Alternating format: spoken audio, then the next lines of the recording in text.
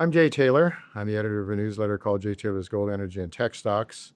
I publish my newsletter through Substack, which I hope you'll check out. Also do a podcast on YouTube, Jay Taylor Media. Interview lots of people like Kit Mars, who's with me now. Kit Mars is the CEO, founder, chairman, I think chief cook and bottle washer of Alaska Silver Corp. Well, not quite, because Alaska Silver Corp is growing into something I think you're going to want to pay a lot of attention to. And Kit will not be washing dishes, that's for sure, going forward with this company. It's quite a story. Alaska, silver, lots of silver, silver, lead, zinc, and it has some of the highest grades CRD type deposits that I think have existed on Earth or have been known. 75 million ounces of silver equivalent with 980 grams per ton. It's almost a kilo of silver. That's a grade that's extremely valuable. And they probably, they're confident they have a whole lot more. So Kit, thanks for joining me, and let's find out about the whole lot more part.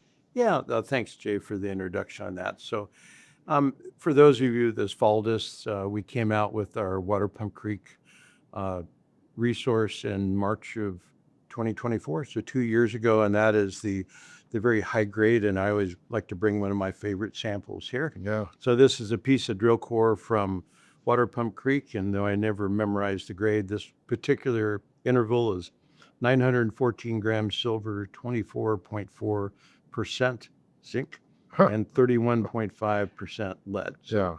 this is an example of the extremely high grade, Yeah. and you can see it's very coarse. So good metallurgy, flotation type, very standard processing. So this is a carbonate replacement deposit, as you mentioned, and these are formed in carbonate rocks. That's the name. But very importantly, when you look at some of the very well-known and most famous, such as Tinnick in Utah and Santulali in Chihuahua, where Peter McGaw, who's a good friend and our principal technical advisor to the company, that's where he did his PhD dissertation. And he's the one that really brought carbonate replacements back as a focus and a very important target. The reason they lost interest over the years is most of these were above copper deposits, such as Morenci, Bisbee, Bingham Canyon, and they're all mined and gone. And so you only find these usually in blind discoveries or in a place like Alaska that's very underexplored. So we're very fortunate with that. And we have a new discovery that we just talked about a minute ago that's about 5-6 kilometers to the south of Water Pump Creek. It's a different zone, but part of the same system, and it's just an example of how these carbonate replacement deposit systems are like a palm where the porphyry is somewhere and fingers going out.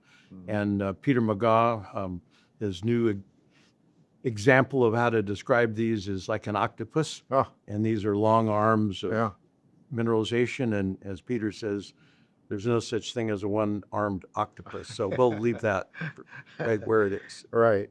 Well, of course, you've done your surface geology and whatever else. I don't know what tools you've used to discover or to. We've used about everything available, because these are difficult to find in our instance, because everything is covered. We have almost zero outcrops, so it's all geology, soil sampling, geophysics, basic tools like trenching. We have our own heavy equipment on site. So Silver Sage is a great discovery story. We were delayed in our drilling last year because we were full into the process of becoming a reporting issuer to the SEC, which we accomplished at the end of September. But we were underfunded to drill prior to that. So Sage Langton Stewart, our young principal geologist, went out on her own and flagged a bunch of soil anomalies. Arsenic is a good lead indicator, among others. Flagged 10 trenches, and 8 out of 10 hit high-grade mineralization. So it's an example that Peter said we've been so focused on drilling, we need to do both and get back to the basic discovery. I think Silver Sage, with a couple years of drilling, could be our next resource. Well, that incredible resource that you have, 980 grams silver equivalent Yes.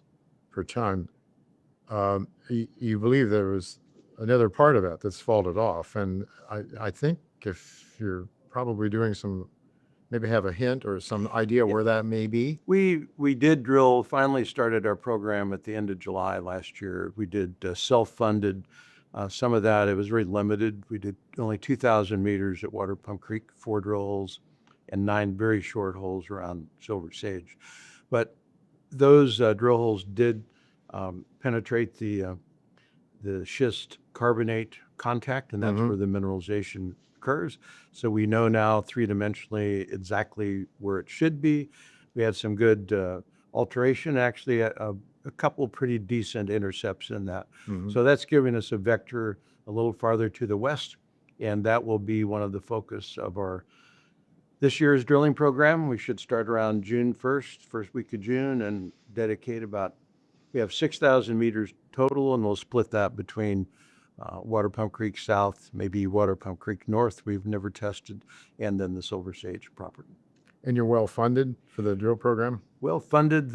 We did finally get approved by the SEC September 30th, and for those that don't remember, the next day is when the government shut down. Oh, So we were very fortunate. The SEC staff was very kind and said, if you get your last answers in Monday, we'll try to get it approved. And they did. And Tuesday afternoon approved us and closed at 5 o'clock that day. So that was under the wire. I just made it, yeah. And that was, we had a financing then. We did raise 13.8 million US, and very proud to say that was led by Cantor Fitzgerald in New York, one of the leading investment houses in New York City and also in Canada. Yeah. So that was a joint US Canadian financing. So we're fully funded for this year. We talked about your silver deposit, silver prospects, Yes. the CRD prospects. You also have some gold. Yeah, it's very interesting. The namesake of the district is the Illinois Creek Mine. And that was discovered by Anaconda back in the 80s when I helped start running the project in 1981. I was 10 years old at the time, by the way. So that was put in production. It's the first open pit heap leach gold mine in Alaska. Very nice grade, is a little over a gram of gold and about 38 to 40 grams silver. And so very good grade for an open pit and an oxide gold deposit. But timing is everything. They went in production in 1997. Gold hit $274 an ounce. And that didn't cover the expenses. No. So we went public using that resource. Only about 10 to 15% was mined. But our resource was using $1,600 gold and $20 silver. So with the increase in prices, we felt it was time to redo that. And we actually published that yesterday, which I guess is Friday. I think Friday morning and Thursday night, actually, late, but it came out Friday. And used what I think are pretty fair conservative prices. We did that at $3,500 gold and $45 silver. And that increased the tonnage quite a bit, almost double. Now we're close to 20 million tons of both indicated and inferred. And if you add the two together, I think it's 260,000 ounces of gold and 280. It comes out to about 550,000 ounces of gold, not gold equivalent. And also close to about 19 million ounces of silver. So we don't add those together in our resource because one is oxide, the other is sulfide. But if you look at the two of them, we have close to a little over 40 million ounces of just silver. And what I think is really not appreciated by the market, we don't want to say anything nasty about the market because that's where we live every day. The 550,000 ounces of gold, I don't think we're given any value for that. So it's time to look at that. We have two resources, very strong ones. I'm very proud of that. So I guess looking forward to a catalyst for this year, I guess we got to keep it's a pretty modest drill program. I'd like to see it drill more. I'm sure you would like I would to, too. As a geologist, and maybe next year. This year we'll drill want to about drill smartly. 6,000 meters. We would like to increase that.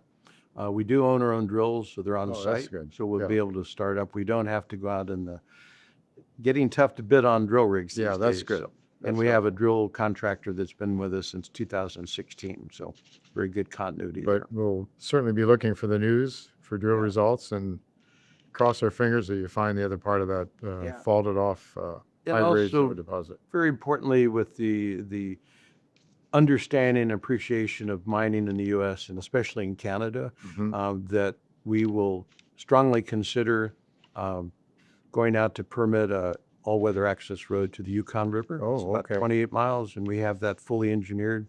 Oh. And we just have to do some wetland studies. Those will be completed probably in June, Mhm. and then we'll make a decision to, the state has been encouraging us to go ahead and permit that road. So I think we'll head down that road. Good. The state is encouraging it. And also, we forgot to mention critical minerals. Just real briefly, if you just mention that, because it's an important part of your story in terms of getting permits and so forth. Yeah, zinc was originally a critical mineral, but number one on the list is gallium, which most people didn't pay any attention to Yeah.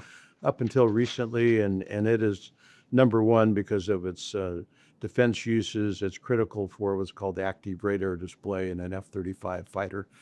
So the federal government has actually made a tour of Alaska this summer, visiting a lot of projects, or a federal permitting agency of the government. And they are encouraging projects like ours to, what are the permits you need to get? And we encourage you, Alaska Silver, to go out and apply for those. So that's a very unusual Sure. situation, and Sure. we're taking that to heart. And so look forward to some positive permitting news later this year. Wonderful. Well, it's a great story.